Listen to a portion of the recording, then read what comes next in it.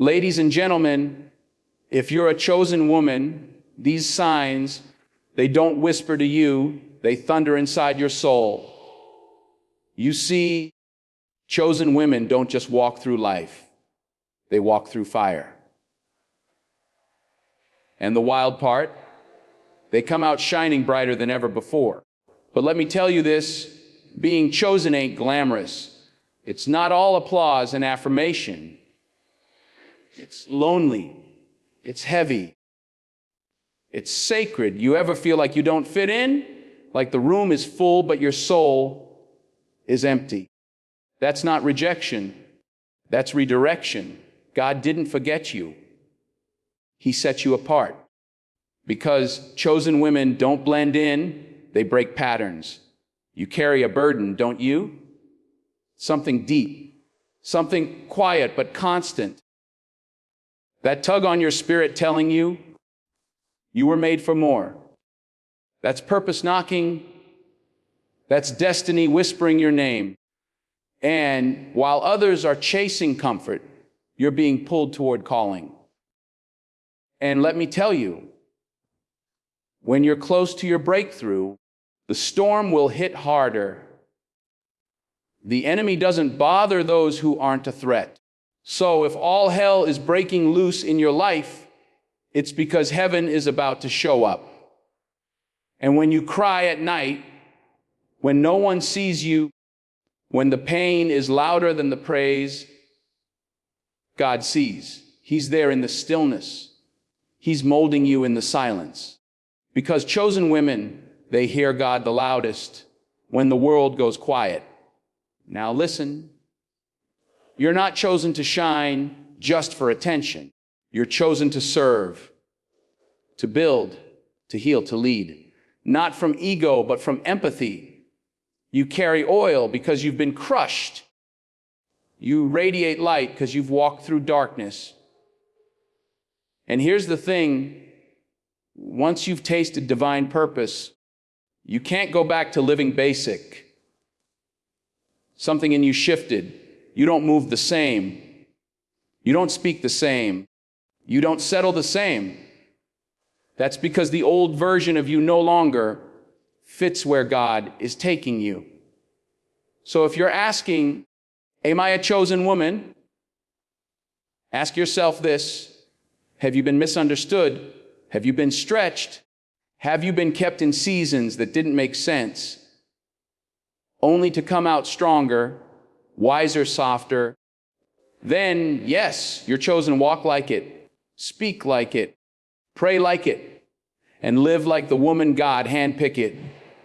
For such a time as this, it's a strange space to live in. That quiet middle ground where your heart is heavy, but your spirit still believes.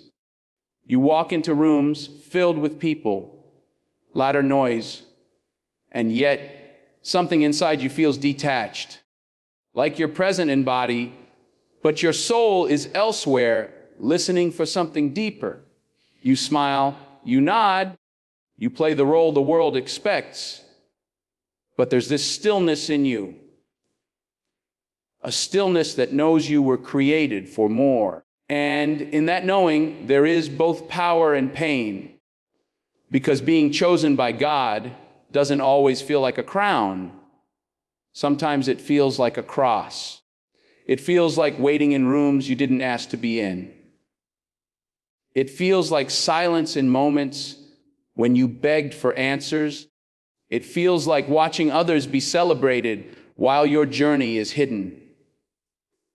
You scroll through your phone, watch the highlight reels of other people's lives, and wonder, why does my road feel so long? Why does this path feel so narrow? And in those moments, you wrestle with that sense of loneliness, that ache to belong, to be seen, to be heard. But here's the truth. You're not being punished. You're being prepared. Set apart doesn't mean forgotten. Hidden doesn't mean discarded. God's silence is not his absence. When he chooses you, he separates you, not to harm you, but to form you. He pulls you back, not to push you away, but to pour into you what can't be deposited in a crowd. Some things are too sacred to be shared in the noise of the world. Some transformations require isolation.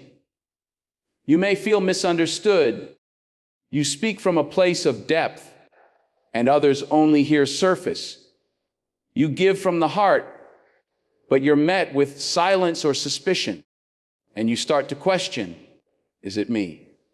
Am I too much? Am I too sensitive, too serious, too spiritual?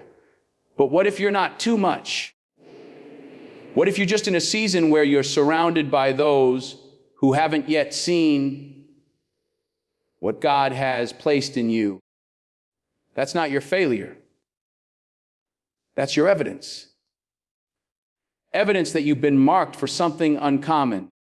The loneliness isn't empty. It's pregnant with purpose. When you're alone, you start to hear things more clearly. Not the noise of opinions, but the whisper of the Spirit. Not the pressure to conform, but the call to transform. It's in those quiet, tear-stained nights that God leans in closer. When no one else is texting back, when no one is knocking on your door, when even your own mind starts to accuse you, God's presence steps in and wraps around you like a weighted blanket of grace. You ever notice that some of the most powerful moments in Scripture happen in isolation? Moses met God in the wilderness. Elijah heard him not in the fire, not in the wind, but in the still small voice, alone. Jesus, before beginning his ministry, went into the desert, 40 days alone, not to be weakened, but to be strengthened. There is something sacred about being alone with God. It strips you down. It makes you confront things about yourself you'd rather avoid. But it also reveals what's real, what's lasting, what's eternal. So when you feel that ache in your chest, that hollow space of, why me? Why now? Why this? Know that God is closer than you think. He's not pacing the floor of heaven, wondering how to fix your situation. He's already in it. He's already weaving purpose into every thread of your isolation. You are not abandoned. You are in the process of becoming. You might not have the words for it, but your soul knows. It knows that every lonely moment is training. Every silent prayer is a seed. Every tear you cry is watering something beautiful on the inside. And though you may not see it now, though the world around you doesn't understand it, you are growing. Because chosen people aren't made on platforms. They're formed in the shadows. They're sculpted in silence. They're built when no one is watching. And when it's time, when the preparation is done, when the refining has completed its work, God brings you forward, not empty but full, not broken but whole, not abandoned but anointed. So no, you're not alone in the way you think. You're just walking a road few understand. And while it feels like isolation, it's actually intimacy. It's the holy hush before the unveiling. It's the wilderness before the promised land.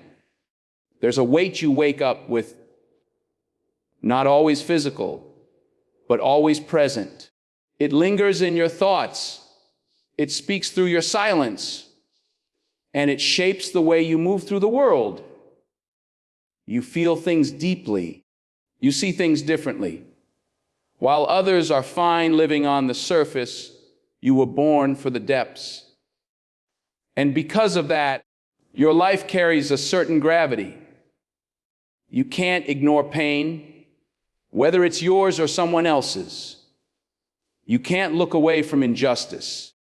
You can't pretend to be okay just to make others comfortable. You carry dreams that keep you up at night, visions of what could be, what should be, what must be. And it frustrates you, not because the vision is wrong, but because it feels so far from your reality. It's like being pregnant with purpose, but surrounded by people who only see your past. You try to explain what's stirring inside you, but they just don't get it. They nod, they smile, they even say nice things, but you can feel it. They don't understand the assignment God placed on your life, so you carry it quietly. You carry it while managing relationships, responsibilities, and real life. You show up when you're exhausted. You encourage others when you barely have strength for yourself. You support dreams that aren't yours while holding your own like a fragile glass heart in your chest.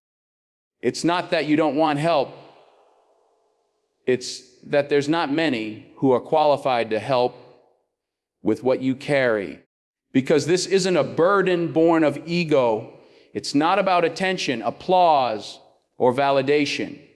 It's sacred, it's divine, it's specific. You carry a calling, and a calling costs. You've been misunderstood more times than you can count. You've been told to lighten up, to just let it go, to be more realistic. But they don't hear what you hear. They don't feel what you feel. They weren't in the room when God whispered your purpose into your spirit. And because they didn't hear it, they can't validate it. That's why their approval can never be your compass. Sometimes your burden shows up as restlessness. You're in a room full of laughter, but your spirit is unsettled. You have moments where life is going well on the outside, but your soul is heavy on the inside. That's because comfort was never your destination. Calling always comes with a stretch. You were never meant to fit in. You were born to break through. And that breakthrough requires pressure. There are times you try to lay the burden down. You think maybe if you distract yourself, maybe if you ignore it long enough, it'll go away.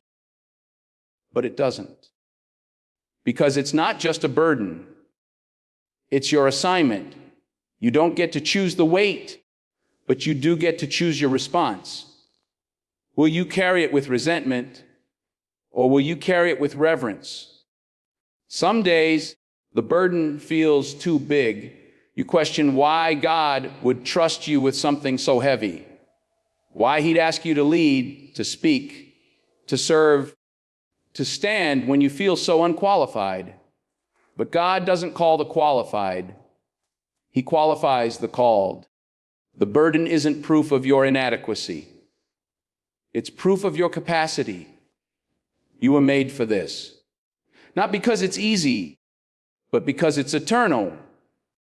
And here's what most won't see: your burden has made you compassionate. It's softened your edges, even as it's strengthened your resolve. You see the broken, the forgotten, the unseen, and you can't ignore them. You feel drawn to lift others, even when you're sinking. That's what chosen people do. They feel the weight, but they don't drop it. They learn to carry it with grace. It's not fair, but it's not meant to be. Favor isn't always fair. It's divine. You've been through things that others wouldn't survive. You've endured seasons that broke people who had less to carry. And yet, here you are, still standing, still speaking life, still showing up, even when no one claps. That's strength, that's obedience, that's purpose.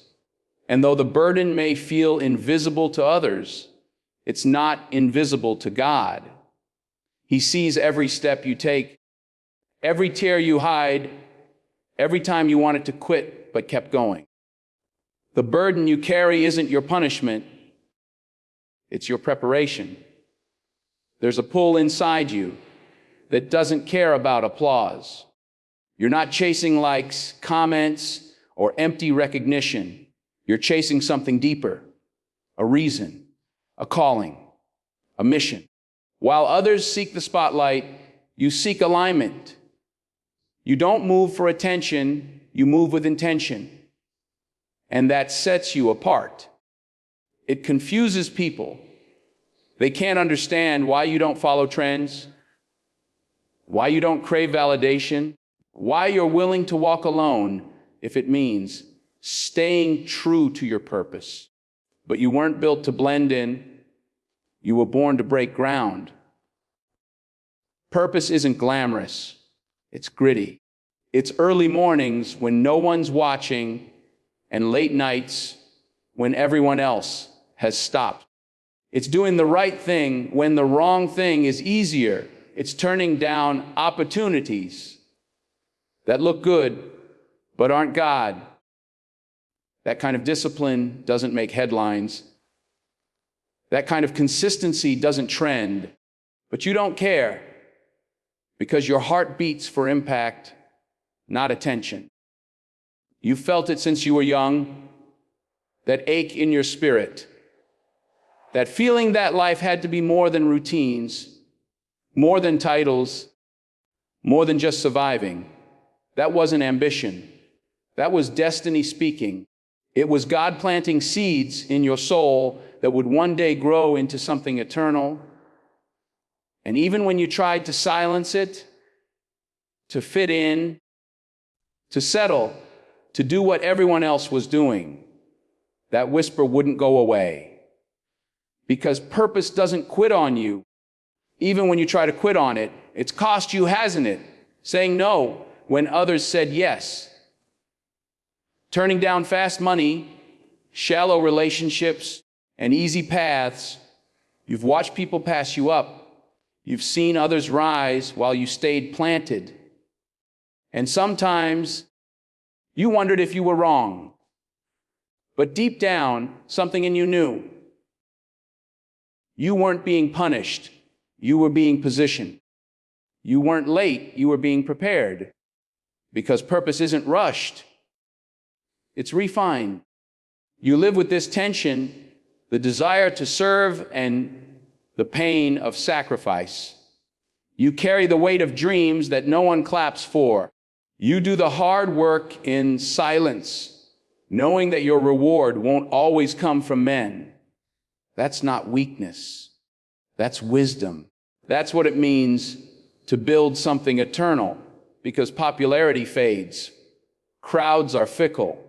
One moment you're trending, the next forgotten. But purpose outlives you. Purpose carries legacy. Purpose is what remains when the lights go off and the room is empty. You've seen it. People rising fast on hype, flashy entrances, viral moments, big talk with shallow roots. But you're not interested in momentary fame. You're chasing eternal fruit. You don't want your name in lights if your soul is in darkness. You'd rather build slow and steady than sell out for a shortcut. And that kind of patience, that kind of character, it's rare. But it's what makes you chosen. Sometimes you feel out of place, like you're too deep for shallow conversations, too focused for casual friendships. That's okay. Purpose creates distance. It doesn't isolate you to punish you. It isolates you to protect you. Not everyone can go where you're going. Not everyone has the capacity to understand the vision burning in your bones. So don't water it down. Don't shrink to fit spaces that were never meant for you. You've been given a fire, not a flashlight. You weren't called to follow paths. You were called to blaze them. And that requires clarity. It requires conviction. It requires the courage to disappoint people in order to obey God. Because at the end of the day, your soul won't rest until it's walking in truth. It's not that you don't want to be seen. It's that you want to be seen for the right things. for integrity, for depth, for obedience, for impact. You want your life to speak louder than your feed. You want your work to echo beyond your lifetime. And that's why you keep showing up, even when it's hard, even when it's slow, even when no one's clapping, because you know this is bigger than you. So while the world keeps chasing noise, you keep chasing purpose. While others are building platforms, you're building character. And while they seek popularity, you seek to please one. And that's what makes you different. That's what makes you chosen. It's not your imagination. It's not just bad luck. There's a pattern you've started to notice. Every time you get close to clarity, close to peace, close to something shifting in your life, it's like all hell breaks loose. The pressure increases. The distractions multiply. The enemy gets louder. And you start to wonder, why now? Why when I'm finally starting to get it together? Why does everything start falling apart just when I'm about to step forward? Because breakthrough always attracts resistance. The enemy doesn't fight what isn't a threat. The very fact that you're under attack is evidence that you're carrying something valuable. You're on the edge of something holy, something heavy, something that matters. And that's when the opposition shows up, not to destroy you, but to discourage you enough that you'll back away from the door God is about to open. You've been there. Just when you were about to heal, old wounds reopened. Just when you were about to forgive, fresh offense came in. Just when you were about to trust, betrayal knocked again. Just when you had the courage to start, doubt came rushing in with all its voices. That's not coincidence. That's warfare. Because spiritual attacks rarely come when you're idle. They come when you're in motion. You've probably asked yourself, why does this always happen to me? But what if that question is the answer? It happens to you because you're chosen. You're marked. You're dangerous to the darkness. Your obedience shakes things in the spirit realm. When you pray, things shift. When you move in faith, chains break. When you speak truth, lies lose their grip. And that kind of authority doesn't go unchallenged. It's subtle sometimes. The attacks aren't always loud. Sometimes they show up in fatigue that you can't explain. Sometimes in discouragement that doesn't match your reality. You wake up tired. You lose passion for what you once loved. You second guess your decisions. You isolate. You stop sharing. You stop believing. It's like something's trying to smother your fire. That's not just emotional. That's spiritual. The enemy knows he can't take your calling, so he tries to take your confidence. He can't cancel God's plans, but he'll do everything to convince you to walk away from them. So he targets your identity. He whispers lies. He distorts truth. He plants fear. He makes you question what you heard from God. And in the chaos, you start to lose your grip. Not because you're weak, but because you're wary. But here's the deeper truth. The attack is confirmation. The intensity is a sign. The shaking is proof that something is about to break open. You are standing on the edge of something sacred, and the enemy knows it. That's why the warfare is so loud. That's why your mind is under siege.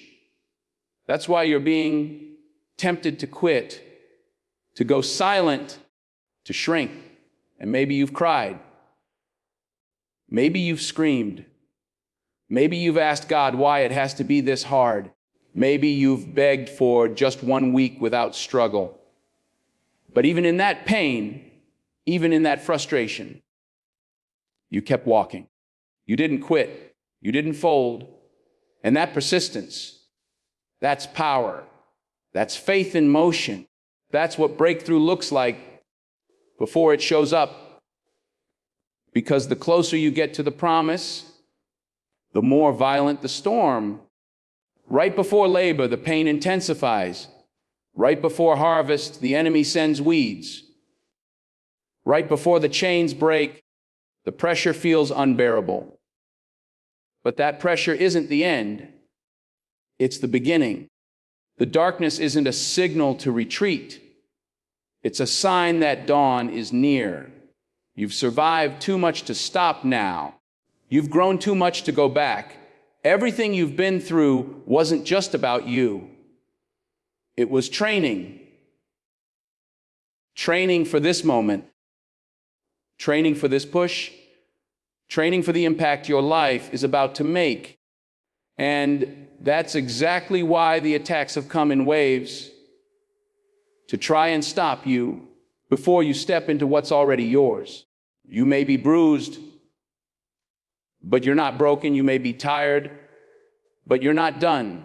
You may feel surrounded, but you are still standing. And even though the enemy came in like a flood, the Spirit of the Lord is raising a standard. Your breakthrough is not a fantasy. It's a promise.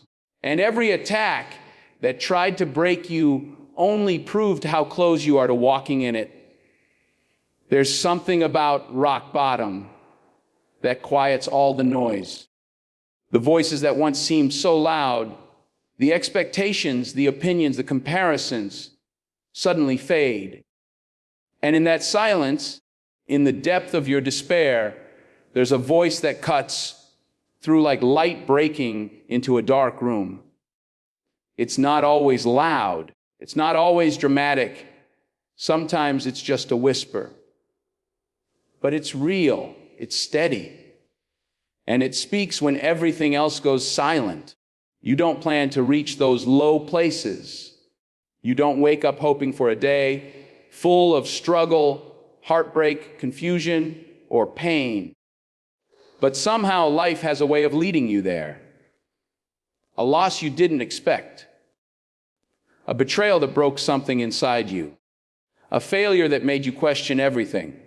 A season that lasted longer than you thought you could endure. And in those moments, when you've exhausted all your strength, when your own voice has nothing left to say, that's when you finally start to hear His. It's not that God wasn't speaking before. He's always speaking.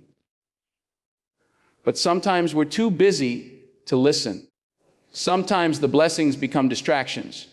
The success, the routines, even the good things, they can drown out the sound of the one who gave them.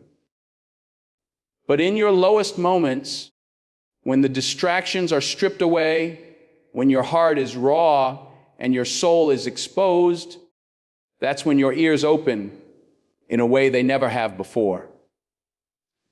And what you hear isn't always what you expect. You might expect judgment, condemnation, silence, but what you receive is comfort, grace, clarity. You hear Him remind you who you are when everything else has tried to tell you what you're not. You hear Him speak peace in the middle of your storm, not because the storm stops, but because He steps into it with you. You hear Him when you're crying alone, not because anyone else understands, but because He does. He was there. He saw the moment your heart broke. He watched when you held it together for everyone else. He stayed when others walked away. And when you finally fell to your knees and said, God, I can't do this, He answered not with distance, but with closeness. The world teaches us that weakness is something to hide, but in your weakness, God's voice becomes strongest, because when you stop pretending you have it all together, that's when you create space for Him to show up as your everything, your healer, your protector, your provider, your peace. In the lowest moments, when your pride is broken and your defenses are down, he speaks right into the cracks and begins to rebuild you from the inside out. You hear him because you're finally listening, not with your ears, but with your spirit. And that changes everything. You stop chasing validation. You stop needing explanations. You stop asking everyone else for answers. And you start trusting the one who's been guiding you all along. It's not that the pain disappears, but you're no longer alone in it. You hear him say, I've got you. And suddenly, the weight doesn't crush you the way it did before. There's a clarity that comes in the valley that the mountaintop can't give you. There's a nearness of God that you only discover when everything else is stripped away. You hear his heart more clearly in the silence of surrender than in the noise of striving. And once you've heard him in that space, you can never forget it. It doesn't mean you won't go through more low moments. Life will still hit hard. There will still be days when you question, when you hurt, when you feel like giving up. But now you know where to listen. Now you know that when you're at your lowest, you're also closer to hearing him, because he doesn't wait for you at the top. He meets you in the middle of the fall. He speaks through your tears, through the chaos, through the broken pieces. And what he says doesn't just comfort you. It calls you. It reminds you that even when you're low, your purpose is still high. That even when you're weak, his strength is perfect. That even when you feel lost, you are never out of his reach. You don't hear God loudest because you're holy in your lowest moments. You hear him because you're open, because you're emptied, because you're finally quiet enough to notice that he's been speaking all along. And when he speaks in those places, something in you shifts. Something in you stands again. Not because everything is fixed, but because you are found.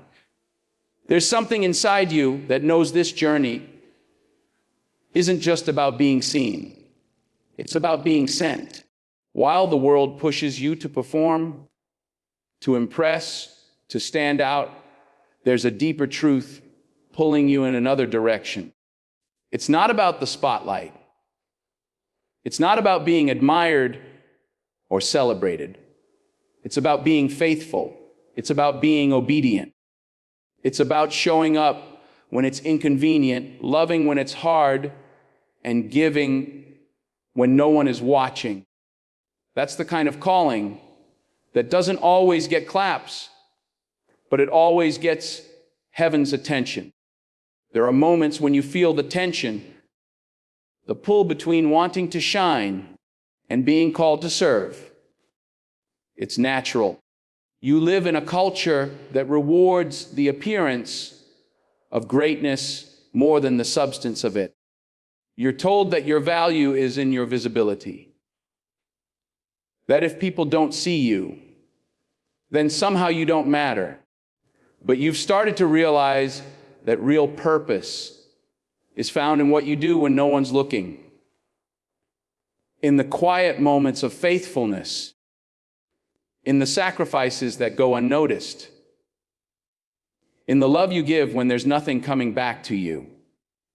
Serving doesn't always feel glorious. It often feels low. It's wiping tears you didn't cause.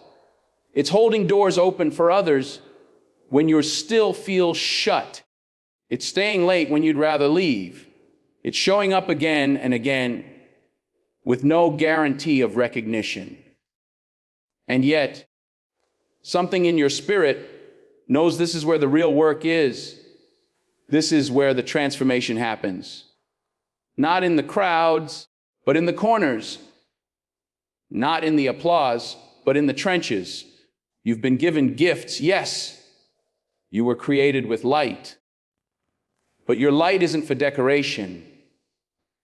It's for direction. It's not just to shine so others can admire it. It's to shine so others can find their way. That's what true calling looks like. That's what divine purpose feels like. It's less about climbing ladders and more about washing feet. And that's not weakness. That's power under control. That's knowing who you are and still choosing to serve. Sometimes you'll serve people who don't appreciate it. You'll give more than you get. You'll pour out and be left empty. But even in that, there's glory, because your service is not for people. It's unto God. He sees every act of love, every quiet yes, every seed sown in secret, and He's the one who rewards what others overlook. So when you feel unseen, when your efforts feel invisible, remember, you're not here to impress. You're here to impact. The shine will come. God has no problem elevating those who stay humble, but elevation without foundation is dangerous. That's why He teaches you how to serve before He allows you to lead. He puts you in rooms where you feel overlooked, not to punish you, but to prepare you. He allows doors to close, not to discourage you, but to train you to depend on Him instead of the crowd. Because when your heart is anchored in service, no stage can shake your identity. You were created to reflect His glory, not compete with it. That's why your greatest moments will always come through surrender, not striving. That's why the more you chase Him, the less you'll need to chase validation. You'll begin to see that your strength isn't in how loud your voice is, but in how willing your hands are. Your legacy isn't in how many people know your name, but in how many lives were changed because you showed up with a servant's heart, even when it hurts, even when it's thankless, even when it's hidden. You serve because you were sent. You move because you were called. You give because grace was first given to you. And that understanding becomes your anchor. It keeps you from being swayed by popularity. It keeps you grounded when people forget to say thank you. It keeps your heart soft in a world that's grown cold. The calling on your life isn't about being the biggest name. It's about making the deepest impact. And sometimes the deepest impact happens in the smallest places. The quiet yeses, the consistent work, the unseen sacrifices. That's where God shapes you. That's where He molds your heart. That's where He prepares you for greater, not so you can shine for your own sake, but so you can serve others with the same love that's been poured into you. There's a part of you that's tried, not because you want to, but because the journey forward feels so unfamiliar, so uncomfortable, so costly. Growth doesn't just stretch you, it separates you. It pulls you away from places, people, and patterns that once felt safe. And when the pressure hits, when the old comforts start calling, it's tempting to turn around. But deep down, you can't go back. Not because the door is locked, but because you've outgrown the version of yourself that used to fit in there. There was a time when you didn't know what you know now, when you lived by survival, not by faith, when your worth was wrapped up in opinions, when your identity was based on performance, when your peace depended on control. But something changed. Something woke you up. It wasn't always a loud moment. Sometimes it was the quiet breaking, the slow unraveling of everything you thought you had figured out. You were left with nothing but truth. And in that space, God began to rebuild you. Now, going back would mean betraying that truth. It would mean pretending you didn't hear the call, ignoring what your spirit knows, dimming the light that took you so long to uncover. You see, transformation is expensive. It costs comfort. It costs approval. It costs the illusion of certainty. But what you gain in return is priceless. Clarity, depth, purpose, freedom. And once you've tasted that kind of freedom, going back to bondage just isn't an option. People may not understand the new you. They may still speak to the version of you that no longer exists. They may try to pull you back into old habits, old roles, old expectations. But you feel the difference now. What used to excite you now drains you. What used to define you now feels like a lie. You're not trying to be better than anyone. You're just trying to be who you were created to be. And that version can't be found in who you were. Sometimes you miss the simplicity of before the pain, before the awakening, before the responsibility that came with your growth. But simplicity without substance is just ignorance.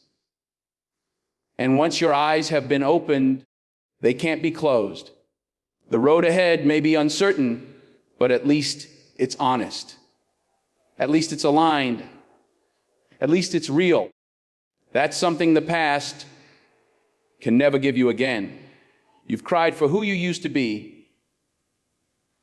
You've grieved that version of yourself, and that's okay. Letting go isn't easy, even when it's necessary. But just because something feels familiar doesn't mean it's meant for your future. Just because it feels safe doesn't mean it's sacred.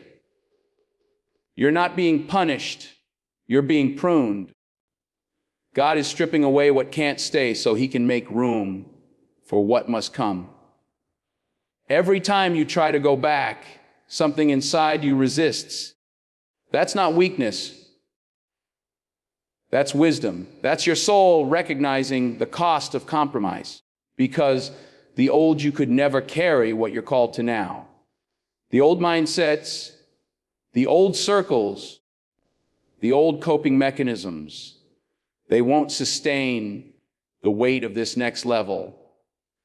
You weren't meant to shrink just to keep the peace. You weren't meant to settle just to stay comfortable. You've stepped into something sacred. You may not fully understand it yet, but you know it's real. And the more you lean into it, the more the old you fades. Not because you're pretending, but because you're becoming. This is what real change feels like. It's awkward. It's painful. It's confusing. But it's holy. It's holy because it's honest. Because it's drawing you closer to who you were always meant to be. You can still honor where you came from without returning to it. You can still love the people in your past without letting them shape your present. You can carry the lessons without carrying the weight. That's maturity. That's healing. That's growth. You're not lost. You're just unfamiliar to the version of yourself that no longer fits in old spaces. That's not a sign to retreat. That's confirmation to keep going. The path forward may feel narrow, but it's yours. And even when it's lonely, even when it's unclear, it's still leading you to purpose. The old you survived, but this version is about to live. You've walked through pain, carried burdens others couldn't see, and felt the weight of a calling you didn't ask for, yet you never stopped moving. Every lonely night, every quiet cry, every moment when you wanted to give up, but didn't, it all mattered. It shaped you. It stripped away what wasn't real and revealed who you truly are. You're not chosen to be perfect. You're chosen to be purposeful. You're not called to impress. You're called to impact. The old you had to break so the real you could rise. And now, no matter how hard it gets, you know deep in your soul you can't go back. Not because of pride, but because you've seen too much, heard too much, grown too much. God didn't bring you this far just to shine for a moment. He raised you to serve, to lead, to endure, and to carry a light that others can follow. You were never abandoned. You were always becoming. And everything in you now says, it's time. Keep walking. Keep serving. Keep becoming. Because you are chosen, and chosen women don't just survive, they rise.